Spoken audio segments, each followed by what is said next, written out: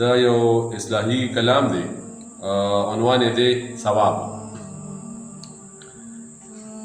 کونډې رونډې یتیمان چې نهر ناست وي، په حجونو او عمرو کې ثواب نشته.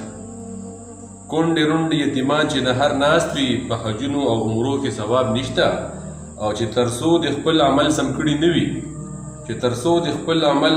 نه وي، په منځونو او سجدو کې ثواب نشته. گاونډي چې د شر نه محفوظ نه وي، په ذکرونو او تسبیحو کې ثواب نشته. او چې د مور پلار رور او خور حق ادا نه کړي، په تبلیغ او زیروزو کې ثواب نشته. او چې د ښځې لور او زوی سره زیاتې کې، عبادت د نیمو شپو کې ثواب نشته. او چې په زور ظلم پردي حقونه ګیر کې، په خیرات او صدقو کې ثواب نشته. چې په خوله د الله نوم زړه کې منات وي، خواري مکوه، په نیکو کې ثواب نشته. او په سنت د خپل نبی چې عمل نه کې، په دیګیره او پټکو کې ثواب نشته.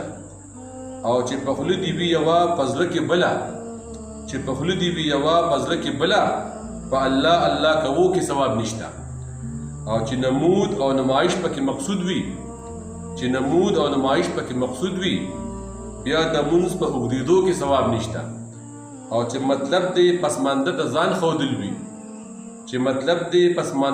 ښودل وي، لاس نیوه او جنازو کې ثواب نشته.